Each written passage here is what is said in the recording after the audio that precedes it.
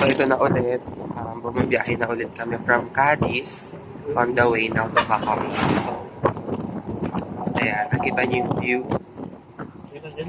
Sa bukid. Sa bukid mo magpapil, kiss-kiss mo sa pilapil.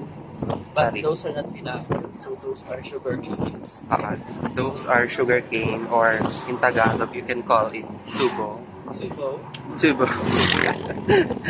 Yung ginagawa, asukal. Paulit-ulit na tayo. Parang yun yung sinabi ko sa dalawang video.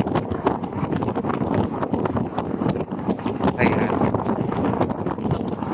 Ayan. Si Narcy, si Anne. Tama. Dalawang entrepreneurs. Nagbabayad niya sa conductor na payment. Ayan, so going back. So, saya-saya talaga dito sa Bacoor. I mean,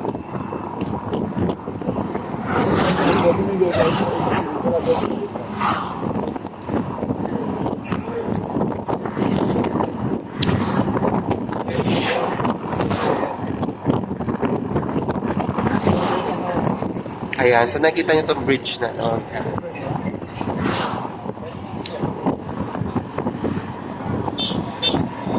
Wow, di ba? Hanggang ngayon hindi ako makapaniwala na pumunta ako ng Bacolod. Imagine, napakalayo mo. Kailangan mo siya aeroplanuhin. Buti kung ano lang ito, yung mga Ilocos, Zambales, bus lang. Pero ito, Bacolod, like, what? Bacolod? Diba? You see those carabaos? So, i-zoom ko. Ayan, carabaos. Ah! Charing. Ayun.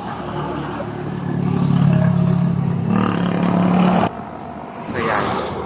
Continue tayo sa biyahe. So, mga 1 hour daw yun from Cadiz hanggang Bacoor. So, matagal-tagal doon na biyahe. And palobat na ako. So, I have to say goodbye na. See you later na. Bye!